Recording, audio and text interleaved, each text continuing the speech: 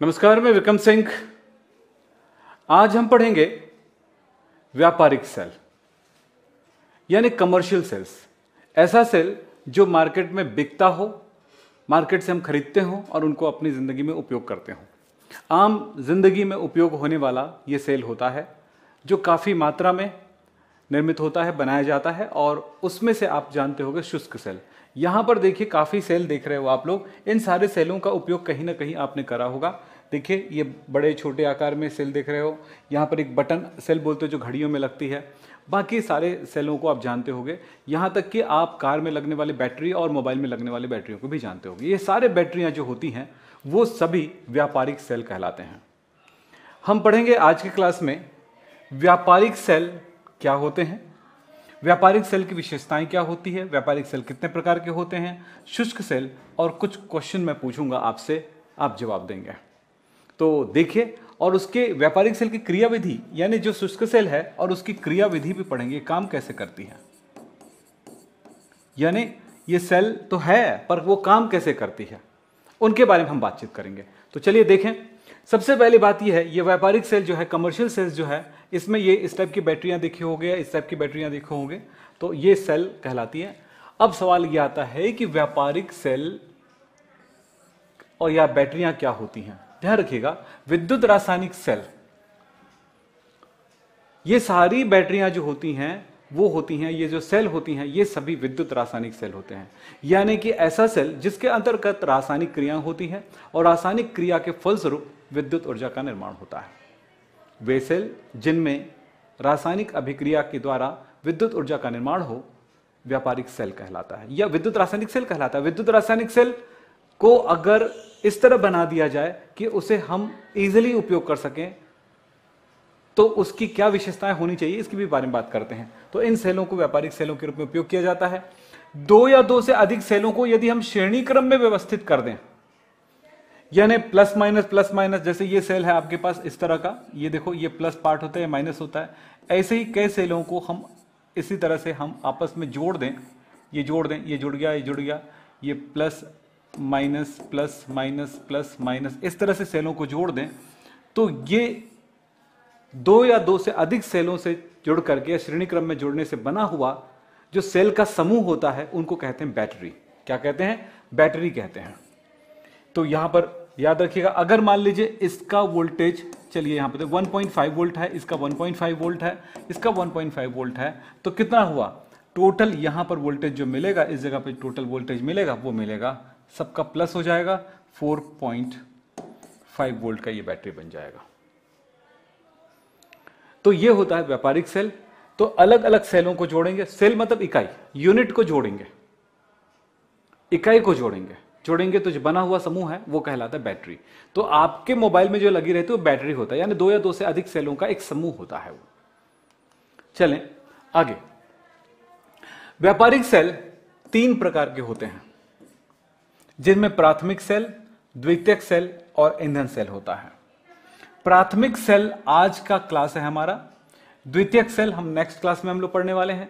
फिलहाल हम आज की क्लास प्राथमिक सेल और द्वितीयक सेल के बारे में बताना चाहेंगे और इसके बारे में हल्की फुल्की आपको जानकारी देना चाहेंगे। प्राथमिक सेल वे सेल जिनमें एक ही बार रासायनिक क्रिया होकर के उसमें विद्युत धारा उत्पन्न हो जाती है, यानी रासायनिक क्रिया होता है और विद्युत धारा प्राप्त होता है, लेकिन इसको पुनः रिचार्ज नहीं किया जा सकता है, पुनः आवेशित नहीं किया जा सकता है। जैसे आपके घर में 2 प्रकार का, आप इस तरह का लंबे लंबे सेल आपने देखा होगा। एक जैसे घड़ियों में लगाने वाला सेल होता है, उनको कितना भी चार्ज कर दो चार्ज नहीं होता है। लेकिन आपके पास वो कई बार कुछ खिलौनों के साथ आती है कुछ बैटरी, उसको चार्जेबल पार्ट दे रहता है उसमें, फिर बाद में चार्ज भी करके फिर से दोबारा लगा लेते हैं। यानी मान के चलो जिन सेलों को हम चार्ज कर सकते हैं, फिर उनको उपयोग कर सकते हैं, फिर चार्ज करेंगे, फिर उपयोग करेंगे, मतलब क्या हुआ, जिन सेलों को हम चार्ज कर सकते हैं उनको द्वितीयक सेल कहते हैं, सेकेंडरी सेल। लेकिन जिन सेलों को हम चार्ज नहीं कर सकते हैं उनको कहते हैं प्राथमिक सेल। एक ही बार उपयोग होता है प्राथमिक सेल, जबकि ये कई बार वर्षों तक उपयोग कर सकते हैं। अब होता है ईंधन सेल, मतलब ऐसा सेल जहां पर ईंधन का उपयोग किया जाता है, फ्यूल का उपयोग किया जाता है। हाइड्रोजन गैस को जलाएंगे तो क्या मिलेगा? जल मिलेगा और काफी मात्रा में ऊर्जा मिलेगी, हीट मिलेगा, ऊष्मा मिलेगा। मीथेन को जलाएंगे तो काफी मात्रा में ऊष्मा मिलेगा, गर्मी मिलेगा। लेकिन सवाल यह है कि क्या हम मीथेन को जला करके या मीथेन को ऐसी कोई सिस्टम में लगा करके क्या उससे हम विद्युत धारा प्राप्त कर सकते हैं? क्या हम हाइड्रोजन को सीधा जला करके किसी तरह किसी उपकरण में डाल करके क्या उसमें हम सीधे इलेक्ट्रिसिटी पैदा कर सकते हैं? यस, ऐसे ही सेल को कहा जाता है ईंधन सेल। ईंधन सेल वे सेल होते हैं जिनमें ईंधन का सीधा विद्युत धारा में निर्माण किया जाता है। तो चलें हम देखें अब प्राथमिक सेल। एक और बातें मैं बताना चाहूंगा यहां पे, एक व्यापारिक सेल की क्या खास बात होती है या एक व्यापारिक बैटरी की क्या खास बात होगा, एक किस तरह की चीजें होनी चाहिए कि वो व्यापार में उपयोग हो सके, यानी लोगों के लिए हम उपलब्ध करा सके, इनको बेचा जा सकता है, लोगों के लिए आसान हो, बना यूज करना आसान हो। तो ये भार में कम होना चाहिए, ऐसा बैटरी होना चाहिए जिसका वजन ज्यादा ना हो, क्योंकि बैटरी का ही वजन इतना ज्यादा हो गया कि हम एक जगह दूसरी जगह ले जाने में तकलीफ होने लगी। तो इसका वजन कम होना चाहिए, वेट कम होना चाहिए। दूसरा है इसका स्थिर वोल्टेज, मतलब जब वो इलेक्ट्रिसिटी दे रहा है, जैसे आपके घर में आने वाला जो बैटरी है वो कितना देता है, 1.5 वोल्ट देता है। 2 सेल लगा के 3 वोल्ट हो गया, 4 लगा दिए तो फिर वो 6 वोल्ट हो गया, 8 लगा दिए तो 12 वोल्ट हो गया। तो क्या समझे आप, ऐसा ये जो वोल्टेज दे रहा है, जो इलेक्ट्रिसिटी दे रहा है, बराबर देगा। अगर घड़ी में आपने एक सेल लगाए होंगे और उसको इलेक्ट्रिसिटी कभी 5, कभी 1 वोल्ट मिला, कभी 1.5 वोल्ट मिला, कभी 2 वोल्ट मिला, तो वो काम करना बंद कर देगा। हो सकता है ज्यादा इलेक्ट्रिसिटी दोगे तो बैटरी घड़ी जो है ज्यादा स्पीड से घूमने लग जाएगी, कम इलेक्ट्रिसिटी मिलेगी तो वो घड़ी जो है धीमी गति से चलने लग जाएगी। कई बार ऐसा होता है कि आपके घर की घड़ी धीमी की चलने लगती है, तो धीमी चलने लगती है तो क्या आप समझ जाते हो कि अब ये इसकी बैटरी दम तोड़ने लगा है। तो कहानी क्या है, सेल की वोल्टेज हमेशा स्थिर होनी चाहिए। दूसरा है इनको अगर आवेशित किया जा सकता है, रिचार्जेबल हो तो भाई तब तो कोई बात नहीं यार, मजा आ जाएगा। तो ऐसे कई सेल हैं। अलग बात है कि सस्ते सेल जो आते हैं वो रिचार्जेबल नहीं रहता है, थोड़ा सा महंगा हो जाता है रिचार्जेबल सेल जो होता है। लेकिन अगर रिचार्जेबल है तो आपको बार बार बैटरी खरीदने की जरूरत नहीं पड़ती। हमारे जो घर में कॉमन इलेक्ट्रिसिटी आती है उनसे हम उनको चार्ज कर सकते हैं। फिर होता है इसकी कीमत कम हो। देखो कीमत का कम होना बहुत मायने रखता है, आप जानते हो ना, क्योंकि अगर हम यही सोचते हैं कि अगर 10 रुपये में दो चीजें कोई मिल रही है और 10 में 5 मिल रही हैं, तो हमारा मन करता है कि वो 5 वाली चीज को उठा लें, क्योंकि सस्ती है ना वो। तो जो चीज सस्ती होती है वो भी काफी चलता है और उसे आसानी से बेचा जा सकता है, आम लोगों के उपयोग में आ जाता है। सो कुछ बातों की जरूरत पड़ती है। बैटरी में क्या खास गुण होना चाहिए, सेल में क्या गुण होना चाहिए? पहली बात है भार कम होना चाहिए, स्थिर वोल्टेज होना चाहिए, वो उन्हें अगर आवेशित किया जा सके तो बेहतर है। और सबसे बड़ी बात है कि इसकी कीमत कम होनी चाहिए। और इनमें से कोई भी नहीं है तो थोड़ा मुश्किल हो जाता है उनको मार्केट में लाना। यानी जो सेल आपके पास आता है जिसको आप एक ही बार उपयोग कर पाते हो, प्राथमिक सेल जिसको बोलते हो, अगर वो भी चार्जेबल रॉक में आने लगे और उसी रेट में आने लगे, उसी कीमत में आने लगे, तब तो भैया मान के चलो जो कंपनी उसी की कीमत में 10 रुपए की कीमत में चार्जेबल बैटरी बेचने लग जाए तो समझ लेना वो कंपनी तो चल गई। समझ रहे हैं? तो थोड़ी सी उसके कॉस्ट महंगा पड़ता है, क्योंकि उसमें मटेरियल जो लगता है वो महंगी होती है। इसी वजह से देखो, इसलिए कोई चीज़ महंगी नहीं हो जाती है क्योंकि उसमें मतलब कंपनी ने कह दिया कि हम इतनी कीमत रखेंगे, उसकी पीछे जो कीमत लगता है उसी के आधार पर उसकी कीमत तय की जाती है। फिलहाल आगे चलो बात करते हैं प्राथमिक सेल, द्वितीयक सेल और ईंधन सेल। और देखो यहां पे आप बात करते हैं प्राथमिक सेल किसे कहेंगे, उसकी परिभाषा मैंने जो बताया था वही है, वे सेल जिसे पुनः आवेशित या रिचार्ज नहीं किया जा सकता है उसे हम कहते हैं प्राथमिक सेल। वे सेल जिनका सिर्फ एक ही बार उपयोग कर सकते हैं, इनको चार्ज नहीं किया जा सकते हैं, रिचार्ज नहीं कर सकते, उन सेलों को क्या कहा जाता है? प्राथमिक सेल क्या कहा जाता है? एक ही बार उपयोग में आता है। जब तक उसके अंदर रेडॉक्स क्रिया होती रहती है तब तक ये कार्य करता है और इसकी अभिक्रिया से केवल एक ही दिशा में होता है, मतलब ये रासायनिक क्रिया होती है और इलेक्ट्रिसिटी उत्पन्न करता है। अगर इसमें विद्युत धारा प्रवाहित किया जाए तो क्या ये उल्टे दिशा में रिएक्शन करने लग जाएगा? विद्युत धारा लेगा और रिएक्शन उल्टा हो जाएगा? इसमें नहीं होता है। लेकिन चार्जेबल बैटरियों में ऐसा होता है कि जब उस बैटरी के ऊपर विद्युत धारा डाली जाती है तो रिएक्शन उल्टे दिशा में होने लग जाता है, यानी कि उसमें उत्क्रमणीय रिएक्शन की संभावना रहती है। किसमें? चार्जेबल में। लेकिन जो प्राथमिक सेल है उसमें एक ही दिशा में अभिक्रिया होता है।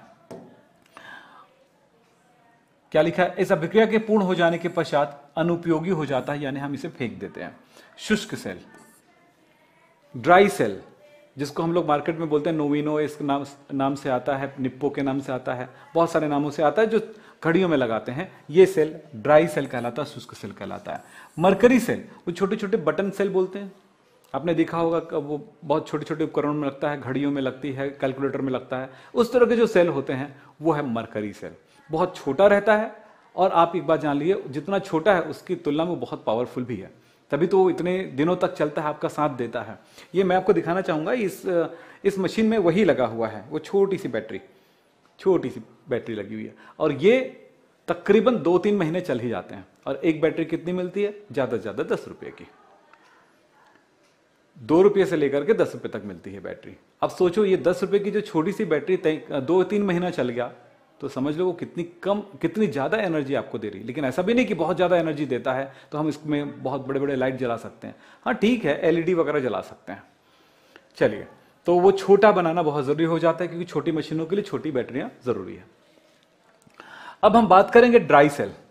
ये ड्राई सेल के बारे में बताना चाहूंगा, शुष्क सेल के बारे में बताना चाहूंगा। ये जो सेल दिख रहा है वो ड्राई सेल कहलाता है, पूरी तरह पैक होता है, अंदर में केमिकल्स भरे रहते हैं। तो ये बना कैसे होता है, इनके बारे में बात करते हैं। सेल, ये देख रहे हो आप, एक स्ट्रक्चर दिखाई दे रहा है। मैं आपको एक बार बना के भी दिखा दूंगा, एक बार बना बुनाया दिखा देता हूं, ताकि आपको एक बार याद हो जाएगा, दूसरी बात आप रिमाइंड कर सको। तो सारे बच्चे इस बात पे ध्यान दें कि आप सब इस चीज को अच्छे से देखें, और हो सके जब मैं इसको ड्रॉ करूंगा तो मेरे साथ आप ड्रॉ कर लीजिएगा। अभी बताता हूं, ये जो सेल है इसका मैंने चीरफाड़ कर दिया है।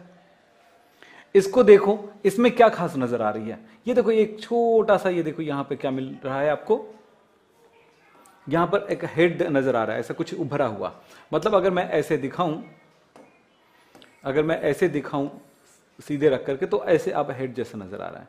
ये वाला भाग जो होता है प्लस, और इसके बाद देखो यहां पर प्लास्टिक चढ़ा हुआ है, और इसके बाद ये कवर लगा हुआ है स्टील का, फिर इसके नीचे खुला रहता है, फिर एक प्लास्टिक चढ़ाता है। प्लास्टिक के नीचे देखो, यहां अगर दिख रहा हो तो ये देखो, बीच में प्लास्टिक लगा है, फिर बीच में स्टील लगा हुआ है, देखिए। तो यहां पर इसके अंदर, इसके पीछे, तो पीछे वाला साइड जो होता है वो निगेटिव होता है, और ऊपर वाला साइड जो होता है प्लस होता है, इस तरह से पॉजिटिव होता है। इस सेल में यही टोपी है, ये देखो धातु की एक टोपी है जो यहां पर ऊपर से नजर आती है। ये धातु की टोपी, बीच में देखो ये पिच लगा हुआ है, यानी एक प्लास्टिक चढ़ा हुआ है इसको कवर करने के लिए। एक पूरा का पूरा इस तरह का एक पात्र होता है जो जिंक का पात्र होता है। ये लिखा है जिंक का एनोड बोला गया है इसको, जिंक का पात्र जो एनोड का काम करता है। और उसके ऊपर ये जो टोपी लगा हुआ है, किसके ऊपर लगा हुआ है? एक रॉड दिखाई दे रही होगी, ये रॉड जो है ग्रेफाइट की रॉड है। फिर देखें, यहां पर ये हो गया पूरा का पूरा ये जिंक का एक पात्र, ये कैथोड हो गया।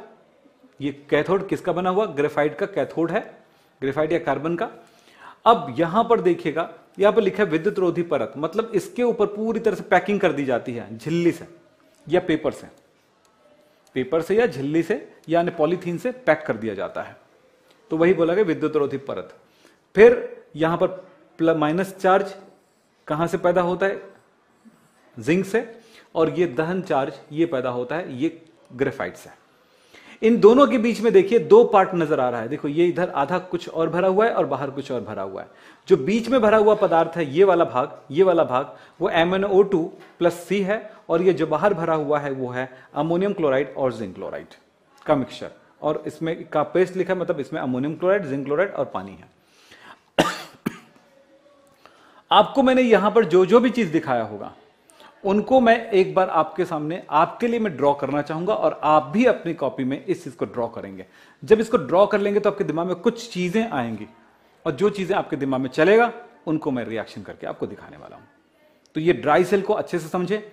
देखो भाई, बहुत ज्यादा पढ़ने से अच्छा है कि जितना आपको एक टारगेट लेना है कि भैया मेरा एक आज उद्देश्य है कि मैं इस सेल को समझ लूं, पूरी तरह समझ लूं, तो उसके पहले स्ट्रक्चर को समझ लो, बना कैसे है। जब ये बना कैसे है, किससे बना है, ये समझ में आएगा, तब हम उनके बारे में सोचेंगे में क्या हो रहा है। तो पहले इसकी संरचना को समझ लेते हैं। अब बहुत सारे बच्चों के दिमाग में रहता है, क्या सर ये चित्र आता है क्या एग्जाम में? भाई हर चीज एग्जाम में आता है, क्या पूछोगे तो मैं बोलूंगा कई ऐसी चीजें लाइफ में जो चीजें आप करते हो तो वो काम कर लेते हो जो एग्जाम में आता है। अब ये कैसे बताऊं मैं आपको इस मामले में, लेकिन इतना ध्यान रखिएगा, अगर ये जानोगे तो आप इनके जो चीज क्वेश्चन एग्जाम में आएगा उसका आप जवाब दे पाओगे। फिलहाल आप तैयार हो जाइए, कॉपी ओपन कर लो जल्दी से। चलिए, ओपन हो गया बेटा सबका? ओके, ओपन हो गया। आज मैं किसी बच्चे का नाम नहीं ले रहा हूं भाई, है ना, क्योंकि मैं चाहता हूं कि अच्छे से पढ़ाई करो। आप पढ़ाई में डिस्टर्ब नहीं होना चाहिए, क्योंकि होता क्या है, कुछ लोग कुछ ऐसे चैट करते रहते हैं ना, तो कभी हम लोग डिस्टर्ब हो जाते हैं आपको पढ़ाते समय। तो हम सोचते हैं कि भाई पढ़ा दें यार अच्छे से, यार बच्चा सीख जाएगा, क्योंकि हमारा उद्देश्य, मेन उद्देश्य आपको पढ़ाना है, आपको सिखाना है, आपको समझाना है, आपके भविष्य को बेहतर बनाना है, और इधर उधर की बात क्या करने का। ठीक है, तो पढ़ाई कर लें। तो चलो इसका मैं चित्र बना के आपको दिखाता हूं, इसका मैं चित्र बना के दिखाता हूं। देखिए कैसा होगा इसका स्ट्रक्चर, एक बार आप बना के देखें, फिर इसको मैं मिटा दूंगा, फिर इसमें अंतर होने वाली क्रियाओं के बारे में बात करूंगा। चलो देखो भाई,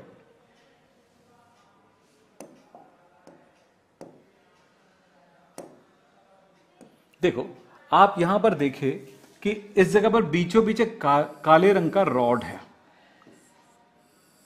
एक काले रंग का रॉड होता है। कभी सेल को तोड़े होगे तो आपको पता चला होगा, उसको खोल के देखोगे तो काले रंग का एक रॉड मिलता है, एक छड़ मिलता है। ये काले रंग का जो छड़ है, मैं इसको यहां पर इस तरह से फिगर बनाता हूं इसका।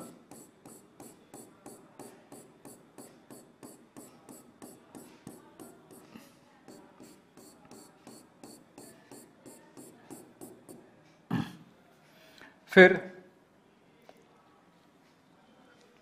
यहां पर इस तरह से एक प्लास्टिक होता है, चक्का।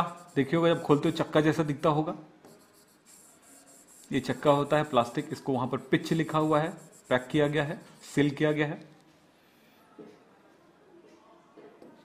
इसमें एक इस तरह से जिंक की एक पात्र होता है, जिंक का एक बर्तन होता है, जिंक धातु का ये बर्तन है।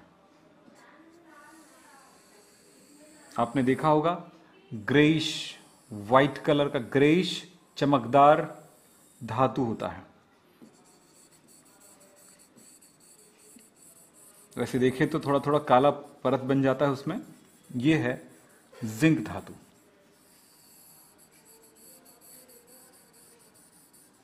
चलो, ये जिंक का पात्र है, यानी बर्तन है।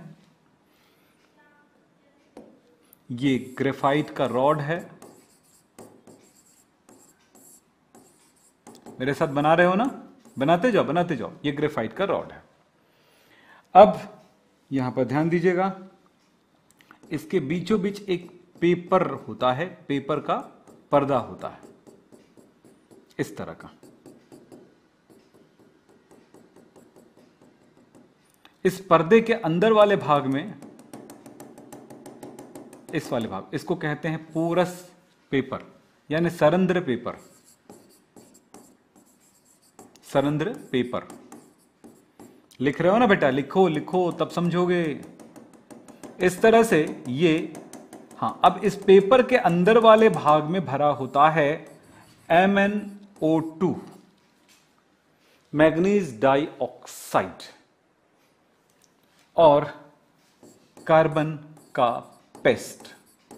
पेस्ट मतलब मैग्नीज डाइऑक्साइड काले रंग का पदार्थ होता है, उसमें कार्बन यानी ग्रेफाइट का पाउडर मिला करके इसको पेस्ट बना करके यहां पे भर देते हैं। ग्रेफाइट के साथ ये चिपका होता है। और इसके बाहरी भाग में क्या होता है वो बताता हूं मैं। इसके बाहरी भाग में इस जगह पर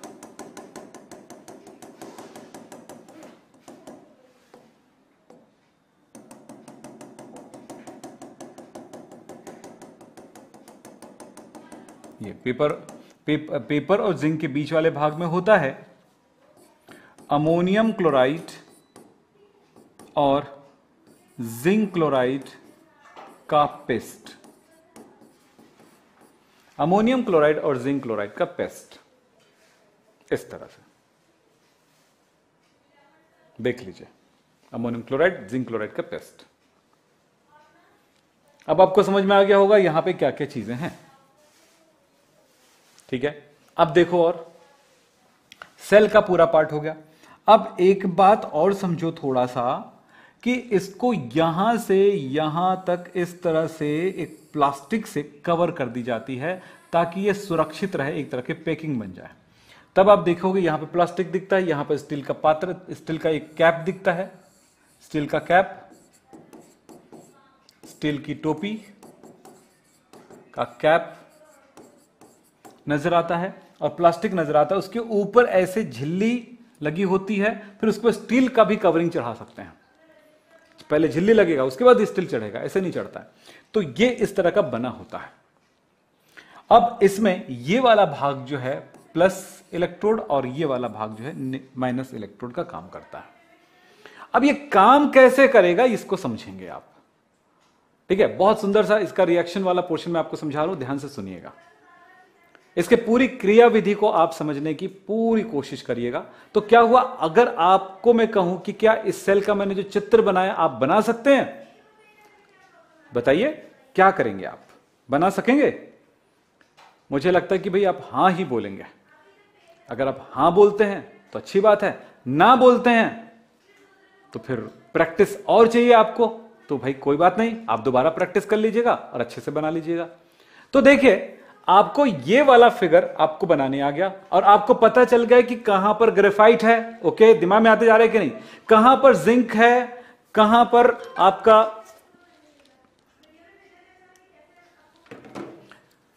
मैंने कहा कहां पे ग्रेफाइट है, कहां पर जिंक है, कौन सा एनोड है, कौन सा धन वाला इलेक्ट्रोड है, कौन सा ऋण वाला इलेक्ट्रोड है, कहां पर अमोनियम क्लोराइड भरा हुआ है, जिंक क्लोराइड भरा हुआ है और कहां पर MnO2 का भरा हुआ है, कहां पर कार्बन का मिक्सचर भरा हुआ है, किनके किनके साथ ये मिक्सचर है, पूरा क्लियर हो गया। ये है ड्राई सेल की संरचना। अब आपको समझ में आ गया होगा कि ड्राई सेल कैसा होता है। ओके, ड्राई सेल कैसा होता है आपको क्लियर हो गया। अब मैं कहूंगा इसमें होने वाली रिएक्शन क्या होगा, भाई जरा समझोगे। देखिए, आपको यहां पर बताना चाहूंगा रिएक्शन के बारे में, रिएक्शन के बारे में। रिएक्शन कैसे होगा, आप जरा इन बातों पे ध्यान दीजिएगा कि सबसे पहले जिंक पात्र पर एक रिएक्शन है। पहले तो मैं बोलूंगा इसमें विद्युत अपघट्य क्या है वो समझो। यहां पर अमोनियम क्लोराइड एक विद्युत अपघट्य का काम करेगा, जिंक क्लोराइड भी एक विद्युत अपघट्य का काम करेगा। मूल रूप से अमोनियम क्लोराइड यहां पर किसका काम करेगा, विद्युत अपघट्य का काम करेगा। तो मैंने बताया आपको यहां पर अमोनियम क्लोराइड क्या है, विद्युत अपघट्य है, विद्युत अपघट्य है, विद्युत अपघट्य। ये टूट जाता है NH4 प्लस और Cl माइनस में। अमोनियम क्लोराइड टूट जाता है NH4 प्लस और Cl माइनस में। अब देखो आगे की बातें कि जिंक पात्र पर क्या रिएक्शन हो रहा होगा। जिंक पर अभिक्रिया, जिंक पर जिंक धातु जो है, ये जिंक है ना, जिंक धातु विलयन में चला जाएगा और ये इस तरह से इनका ये 2 और ये 2 इलेक्ट्रॉन जिंक से निकल जाता है। तो जिंक धातु से इलेक्ट्रॉन निकल गया कहां पे, जिंक धातु इलेक्ट्रॉन इससे निकल करके चला गया, जिंक धातु किस पे, इस पेस्ट की तरफ चला जाता है और वहां पर जाने के बाद क्या करेगा, इलेक्ट्रॉन उस इलेक्ट्रॉन को इसी इलेक्ट्रोड पर रख देता है, जिंक पर छोड़ देता है। इस तरह से यहां पर इलेक्ट्रॉन आवेश आ जाता है, इस तरह से ये ऋणात्मक इलेक्ट्रोड बन जाता है, ऋणात्मक इलेक्ट्रोड बन जाता है। साथ में चूंकि यहां पर रिएक्शन क्या हो रहा है, इलेक्ट्रॉन दान करने की, इसको कहते हैं ऑक्सीकरण। तो यहां पर ऑक्सीकरण हो रहा है, तो ये ऑक्सीकरण की क्रिया हुई। चूंकि ऑक्सीकरण इस इलेक्ट्रोड पर हो रहा है इसलिए ये एनोड का काम करेगा। अब सारे बच्चों को एक बात बोलूंगा कि भैया ये 7वां लेक्चर है इलेक्ट्रोकेमिस्ट्री का। तो अगर आपने सिस्टमैटिक तरीके से 1 2 3 4 5 6 अब ये 7वां पढ़ रहे होगे, एकदम क्लियर है। ये नहीं पढ़ रहे हो तो लाइन से ही पढ़ो, क्योंकि सक्सेस होने का एक ही तरीका होता है, लाइन से ही चढ़ो। जो शॉर्टकट अपनाता है वो ना कभी जिंदगी में सीखता है ना आगे बढ़ता है। हाँ, कुछ टाइम पे आगे बढ़ जाता है, फिर धड़ाम से ऐसे गिरता है कि फिर दोबारा उठने का चांस नहीं मिलता। तो गिरना नहीं है बेटा किसी को, सबको आगे बढ़ना है और सिस्टमैटिक तरीके से आगे बढ़ना है। चलो ये क्लियर हो गया। कहां पे होने वाली क्रिया हो गई? यहां पर। अब ये इलेक्ट्रॉन जो है इससे हो करके जब हम किसी उपकरण से जोड़ते हैं तो इलेक्ट्रॉन यहां से निकलती, यहां पे इलेक्ट्रॉन की काफी मात्रा बनी ना जिंक पात्र में, इसलिए निगेटिव हो गया, ये निगेटिव हो गया, ऋणात्मक इलेक्ट्रॉन यहां से निकल करके इस तरफ जब जाता है तो ये इलेक्ट्रॉन को ग्रहण करेगा और उसको बुलाएगा जो इसके तरफ आ सकता है। ये पॉजिटिव है, मतलब उनको बुलाएगा जो इसके तरफ आएगा पॉजिटिव आयन के रूप में। तो कौन है भाई? देखें, चलो देखते हैं। एक और बात बताना चाहूंगा, ये अमोनियम जो बना हुआ है, जिंक हो गया, अमोनियम किस तरफ जाएगा इसको देख लेते हैं। अब है किस तरफ? ग्रेफाइट पर अभिक्रिया।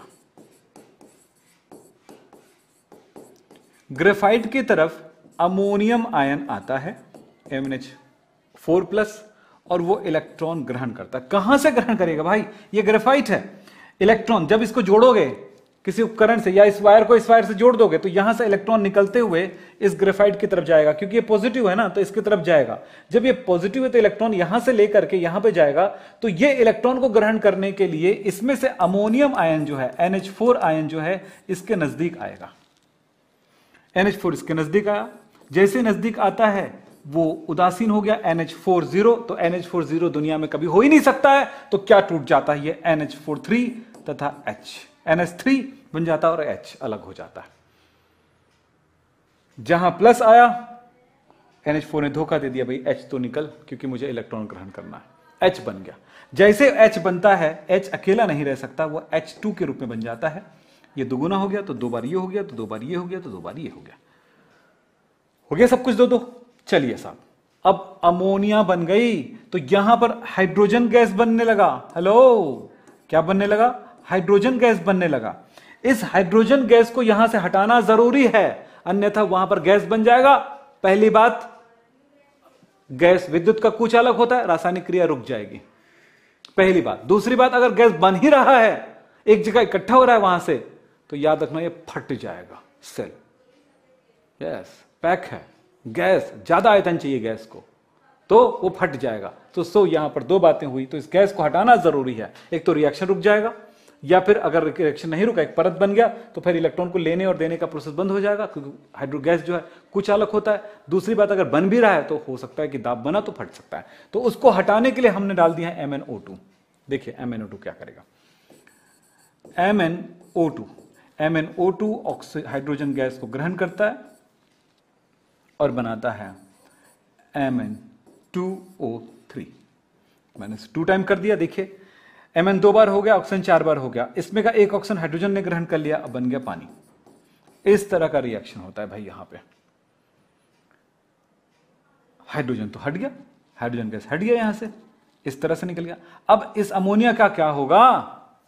ये अमोनिया इस जगह से जब बनता है, हाइड्रोजन गैस बना और अमोनिया पानी में घुलनशील होता है, सो पानी में इसमें घुल जाता है और चला जाता है जिंक के पास। ये देखो जिंक बना हुआ है, जिंक के पास चला जाएगा।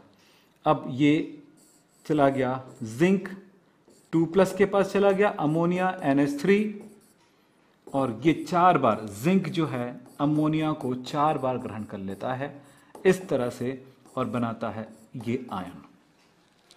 अगर मैं ये सोचूं कि जिंक क्लोराइड उसको ग्रहण करता है तो भी ये बात सोचा जा सकता है, और इसके लिए हम ये सोचेंगे कि जिंक क्लोराइड ग्रहण करता है तो क्या हुआ? जिंक क्लोराइड ग्रहण कर लिया अमोनिया को कितने बार? 4 बार, तो बन गया जिंक और अमोनिया 4 बार और Cl2।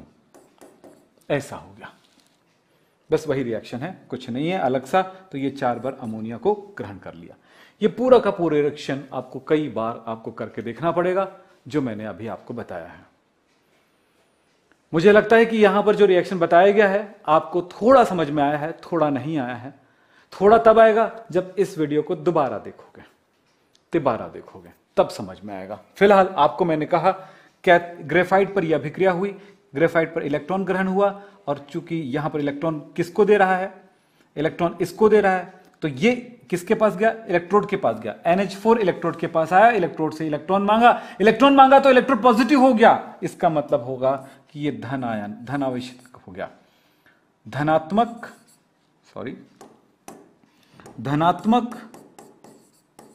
इलेक्ट्रोड बन गया। धनात्मक इलेक्ट्रोड है, चूंकि यहां पर इलेक्ट्रॉन ग्रहण किया जा रहा है तो यह अपचयन है।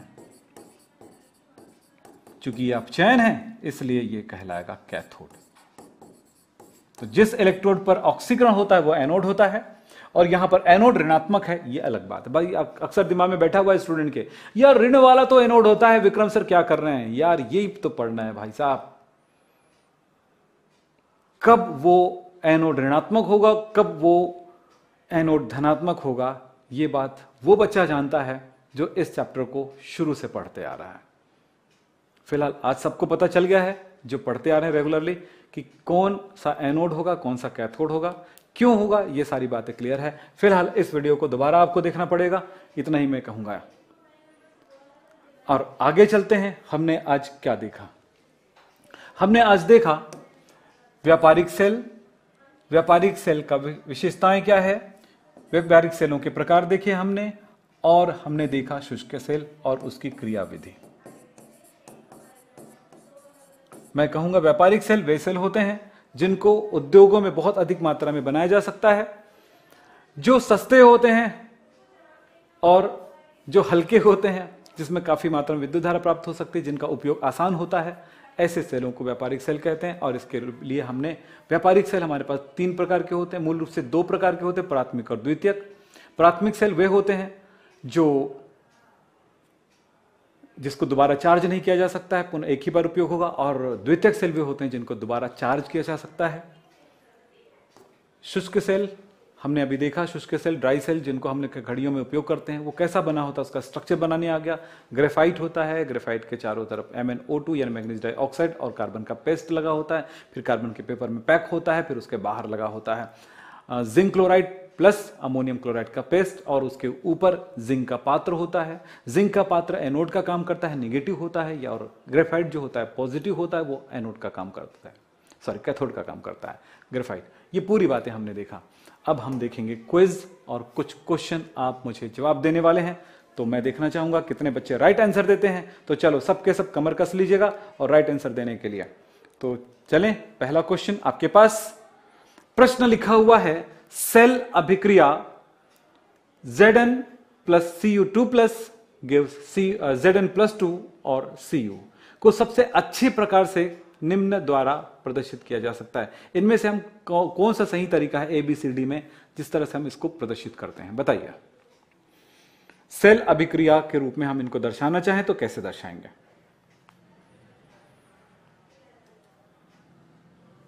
हाँ जी बताइए। सेल अभिक्रिया के रूप में अगर दर्शाना चाहें तो इसको बहुत अच्छे तरह से कैसे दर्शा सकते हैं?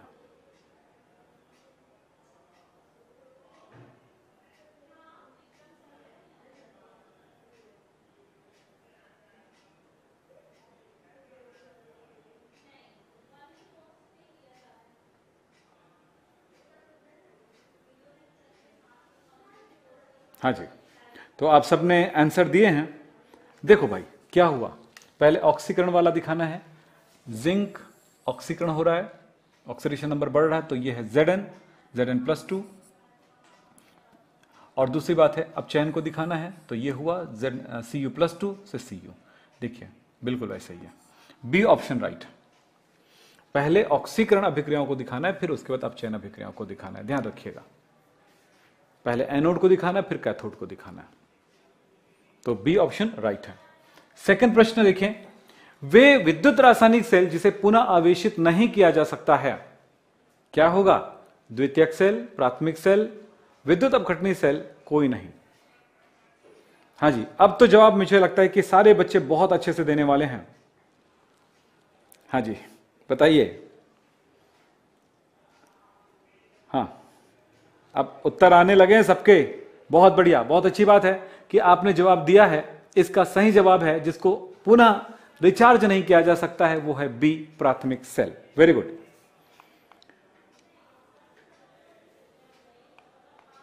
हमने आज क्या पढ़ा? आज हमने पढ़ा व्यापारिक सेल, व्यापारिक सेल की विशेषताएं, व्यापारिक सेलों के प्रकार, शुष्क सेल और उसकी क्रियाविधि, और हमने कुछ क्विज देखा है। हम आपको कुछ क्वेश्चन दे रहे हैं होमवर्क के रूप में और इनको आप बना के देखिए। पहला क्वेश्चन है शुष्क सेल क्या होते हैं तथा इनका क्रियाविधि लिखो, और दूसरा प्रश्न है विद्युत रासायनिक सेल तथा विद्युत अपकरणिक सेल में क्या अंतर है। ये आप बिल्कुल बना के रखिएगा और इसका आंसर आपको आनी चाहिए। अब मैं कहूंगा ये होमवर्क आपके लिए बहुत जरूरी था और इसको करना जरूरी है। हम आपको बताना चाहेंगे नेक्स्ट क्लास में हम पढ़ाएंगे आपको लेड एसिड बैटरी विद्युत रसायन के अंतर्गत। तो आज की ये क्लास यहीं पे समाप्त करते हैं। नमस्कार, धन्यवाद, थैंक यू वेरी मच।